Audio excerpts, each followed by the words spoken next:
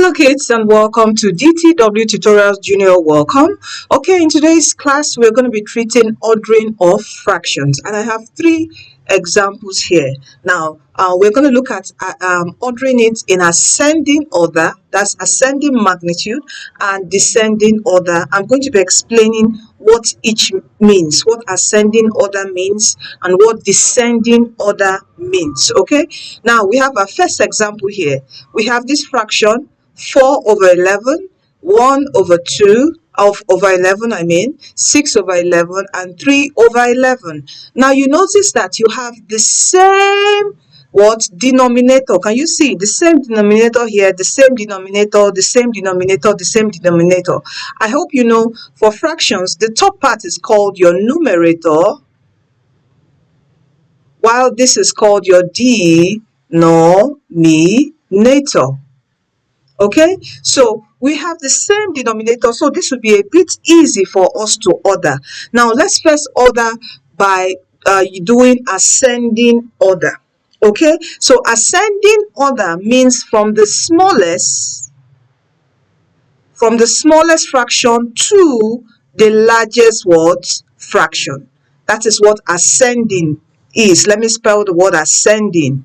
All right, so when you see this ascending, it means from the smallest to the largest fraction. That's what ascending means. And descending means from the largest. You are descending, you're going downwards. Okay, the largest to the smallest. Okay, your largest to the smallest.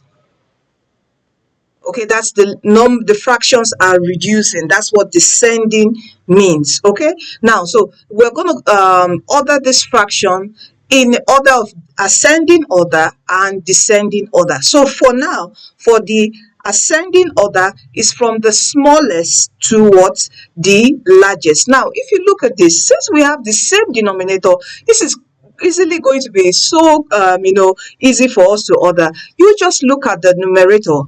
The smallest is 1, so this is the smallest. The smallest number on the numerator is 1, so this is the smallest. So you have 1/11 followed by what's the next least number? 3.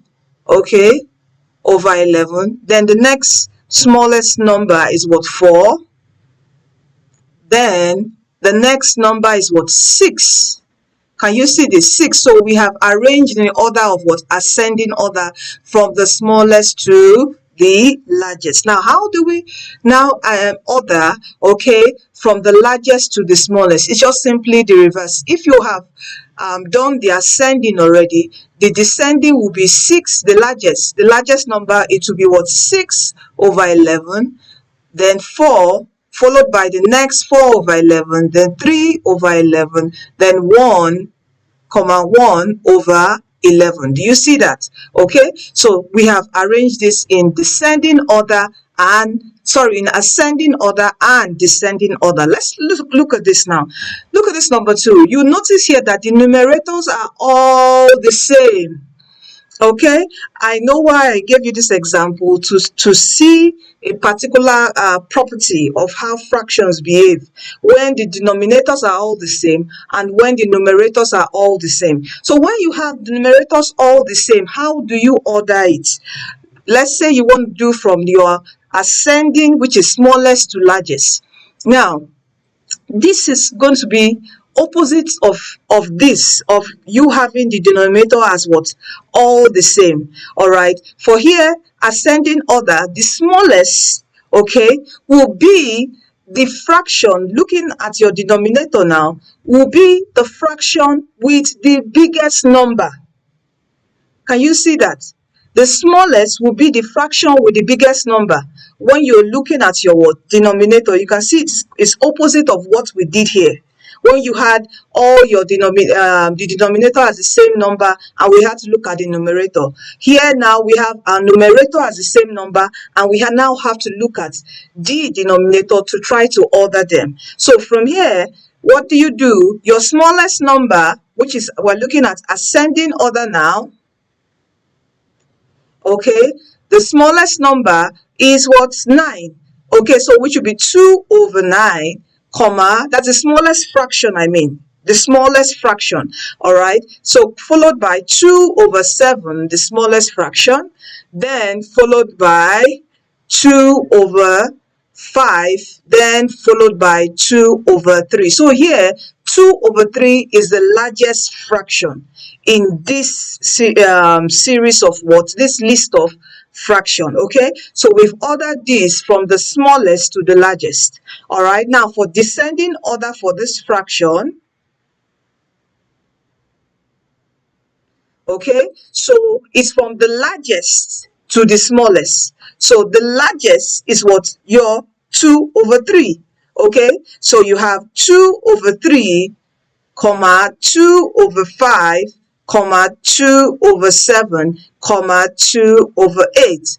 You can find this out when you change this fraction to decimal, and you will see that this is the largest while this is the smallest.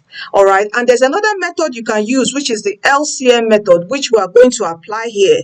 You can also apply the LCM method for this question number 2 to check also your understanding, your answer, and also to strengthen your understanding of ordering of fractions. So we're going to do this now. Now, for you us to use the LCM method in question 3, we draw our line. Remember how you do your addition or subtraction of fractions.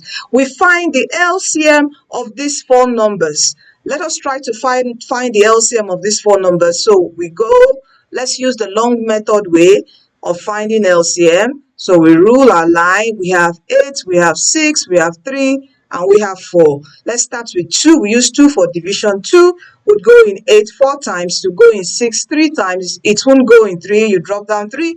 2 would go in 4 2 times. We can use 2 again. 2 would go in 4. How many times? 2 times. It won't go in 3. We drop 3. We drop 3. 2 into 1. We can use 2 again. 2 would go into 1 time. It won't go here. It won't go here. It would we'll drop 1, okay, since we have 1, and the next number we use is 3, and 3 in 1 is still our 1. Then we have 3 in 3 is still 1. You drop your 3 in 3 again, 1, and you also drop your 1. All right, and finally you have 2, 2, 2, and 3. So that will be 2 times 2 times 2 times 3. What is 2 times 2? That is 4. And what is 4 times 2? That will give you 8. And what is 8 times 3? That will give you 24. Do you see how easy that is? All right, so our LCM is what? 24. So let us now find what we have here up here. So we do what? 24 divided by 8, that would give us 3. And what is 3 times 5? 3 times 5 will give us 15. We put our comma. 24 divided by 6, that will give us what? 4. And 4 times 1 will give us what? 4. We'll put a comma.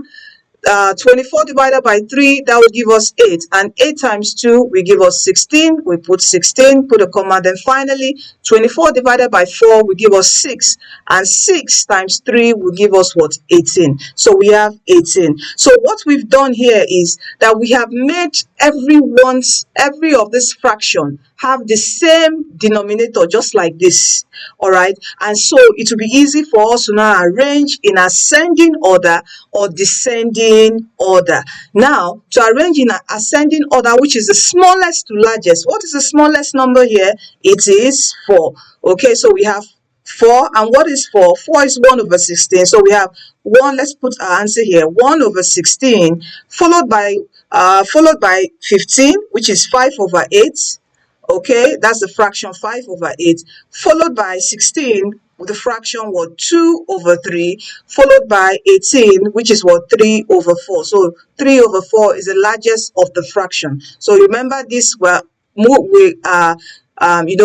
looking ascending order. We are ordering this fraction in ascending order. Now, descending order will be quite easy. Descending order is what? From the largest to what? The smallest. And what's the largest of this number here? That is what? 18 over, sorry, we're not going to use 18, we're going to use 3 over 4. I apologize for that. So we use 3 over 4, okay, followed by what? 16, which is 2 over 3. The fraction is 2 over 3, followed by 15, which the fraction is what? 5 over 8. Then finally, 1 over 6, that is 4. Okay, so finally 1 over what? 6. Okay, 1 over 6. Can you see that? So we have arranged and ordered these 3 sets of fractions in ascending order and descending order. Okay, another easy way to quickly find your LCM instead of using this long method is to find the biggest number, all right, and multiply by, you can use the next or the smallest number. You can say 8 times 3. 8 times 3 is 24. Then you're going to look, take 24 and say, can 6 go in 24? Can we have several 6 without a remainder? Yes.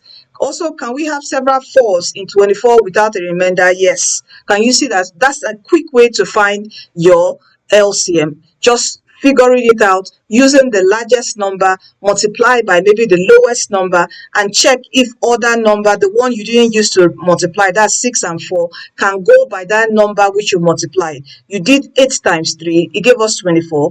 Can we divide 24 divided by 6 without a remainder? Yes. Can we do 24 divided by 4 without a remainder? Yes. Then we can go ahead to use 24, because you can do 24 divided by 8 and it will give you a remainder. All right, so thank you so much. And please, if you haven't watched the video on fractions, addition, subtraction, please kindly watch it. And also, if you haven't watched the video of LCM is critical. What we did here, learning how to find the LCM, your least common multiple, is very critical with your fraction.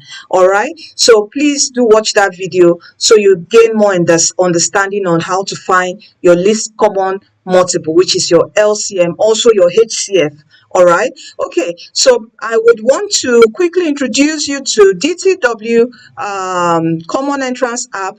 In the app, you will see so many questions like this for you to answer, and you would also see the solutions given to you. So please tell mommy and daddy to get the DTW Common Entrance app so you can practice. You can download on Google Play Store. You can download if you want for your laptop. WhatsApp us. This is our WhatsApp details here.